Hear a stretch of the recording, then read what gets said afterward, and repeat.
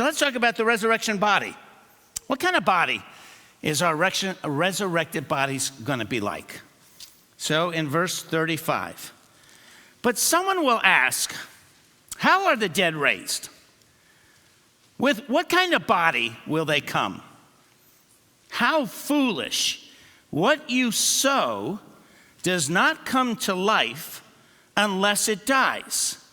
When you sow, you do not plant the body that will be, but just a seed, perhaps of wheat or of something else.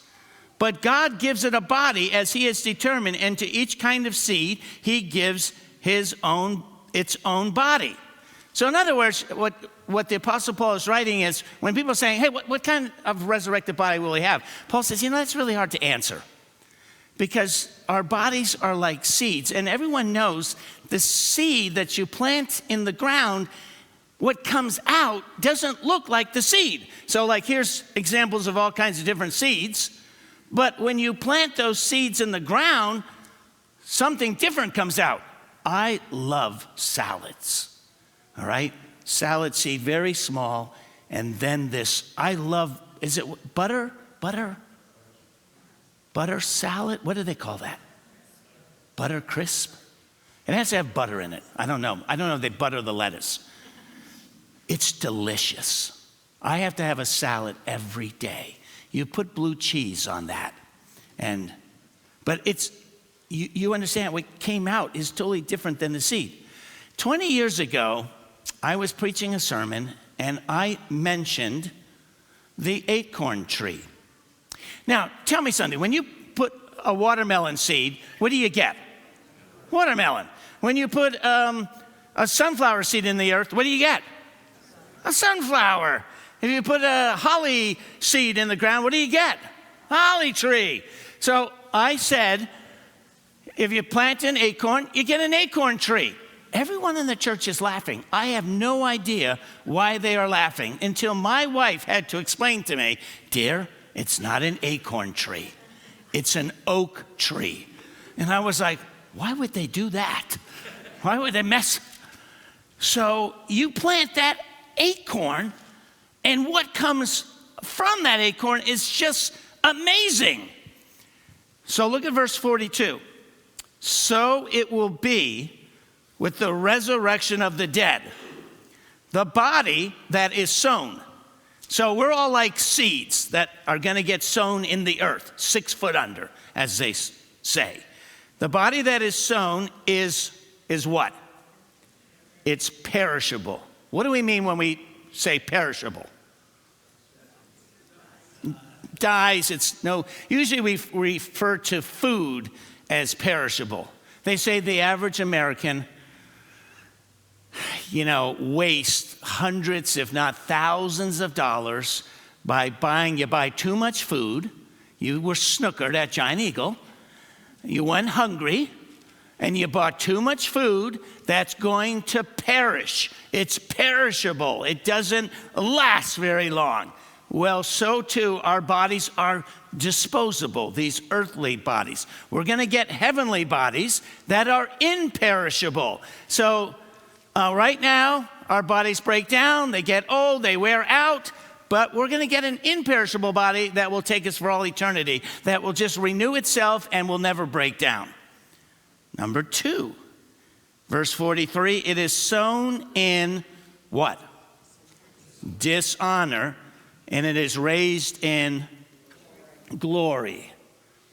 So I'm going to tell you a secret about dishonor. And I know I shouldn't share this because this is like a secret that pastors keep from their people. When I was 12 years old, I went to the last funeral for a long time when my grandfather died. I just was in shock. I just was like, I didn't like it. And I actually made a pledge to God. I'm never going to go to another funeral ever again in my life. I made that at 12 years old, and I kept that until I actually was a pastor in Western PA. And the first person in my church went home to glory. And so I had to do and go to the very first funeral since I was 12 years old. So I had to get some instructions, and I have followed this. I usually stay. So when they go to the cemetery, I usually am the last one. I stay to the end. So you arrive at the cemetery, and if you've noticed, they often set up a little chapel, a little tent.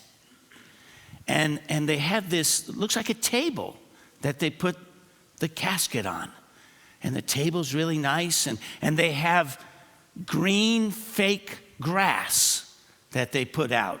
And they put some chairs, and it just seems very honorable, and the casket comes in, and we have prayers, and then I'm done, and the family, is crying and talking, and they slowly are leaving one after another, and I'm like, ooh. Some of them are very, very, very sorrowful. I've seen where people literally, wives throw themselves on top of the casket, or devastated husbands, kids, whatever. So, and eventually they're all slowly leaving. Then the funeral director, I say thank you, and he leaves, and I'm finally the last one there. That's the part you see. And then I look way off in the distance in the cemetery, and it's usually some old pickup truck with 4 guys that look like they haven't had a bath in a couple months. Ripped jeans, and they get in the pickup truck, and now they drive over, and like all of a sudden they start disassembling everything in front of me like a carnival ride, and there's a hole in the ground. Where did that hole come from? And then I drop it. By the way, oh yeah, this picture right here.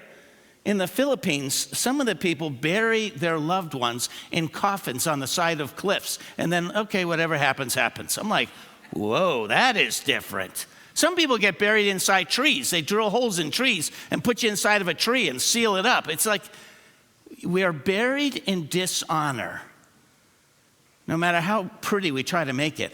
But we are raised in glory. We reflect the glory of the Lord when we are raised from the dead. There's a brightness and a shine that comes from us.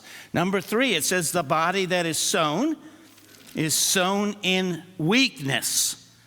So you all know that as we get older, we get weaker, right? Cancer, strokes, heart issues, lung issues. We can't move very well. Maybe there's an accident. Maybe you get some kind of illness. But it's sown in weakness. It's just kind of a very sad as people get older in the nursing home. But it is raised in what? Power. Now, I have to tell you this story about this word power. You know Mr. Nobel, that the Nobel Peace Prize is named after? You know Mr. Nobel? Yeah. And he left millions for awards given to people. But what is it that Mr. Nobel invented where he perhaps may have been the richest man on the world at that time, but what is it that he invented? Dynamite. And I did not know that. I'm afraid to tell people this because I'm like, I can see kids going home trying to do this. But he's the one that figured out you put nitroglycerin in with diatomaceous earth, and that stabilizes it so you can have dynamite. So Mr. Nobel, when he invented dynamite, was like, whoa, this is something, this is amazing, this is powerful. Some think he may have even gone to the Bible, because I don't know if you know, the word for power in the Greek, okay? So in the English, we translate it power, but the Greek word for dynamite or power is the word dynamite. So if you were reading the Greek, you'd be like, I don't understand until you came to that word, and it would say dynamite. And you would go, oh, and that gets translated to power. So we think Mr. Nobel said, oh, that's a good description. I'm going to steal that Greek word dynamite for power. So we are raised, our bodies are raised in power. I don't know exactly, the last one there is it's sown a natural body. earthly body will raise a spiritual body. Here's kind of what we do know about our resurrected bodies. First of all, we are pretty sure from the stories in the Bible of Jesus being resurrected and others that we still will look like we look now, okay? So that, because we will recognize each other. And I know somebody like, look, okay, you're going to be whole and healthy, but it's going to be you, and we will recognize each other, okay? You still are going to have two arms. For those of you that were hoping for a third arm, okay, coming out of your back or something. You're going to have two legs because Jesus has this resurrected body. So, and we know he has his senses that you can see, you can hear, you can smell, you can taste, you can touch. And we know, so God created these bodies. They're going to be amazing. Jesus got this body. And we know that after his resurrection, he said, hey, give me some food. I know you don't think I'm alive. I know you don't think I have a resurrected body. Hey, can I have some of that fish? And we know he made breakfast later on. So we get to eat. The Bible says in heaven we get to eat from the tree of life, that there'll be 12 different fruits. And so we get to eat. But then Jesus could walk through the wall. He eats fish and then he walks through walls. And then he can be there and then he can appear over here. I don't know everything about these bodies, but I do know that in some sense, we have been made in the image of God that angels haven't been made. And angels are going to have like I don't say a jealousy, but angels are going to be like, wow, they really are unique. These people that you have made to become sons and daughters of the living God, you have given them something that angels like. I wish you know what angels can do, how powerful they are and the abilities they have. Wait till you see the body you get, okay?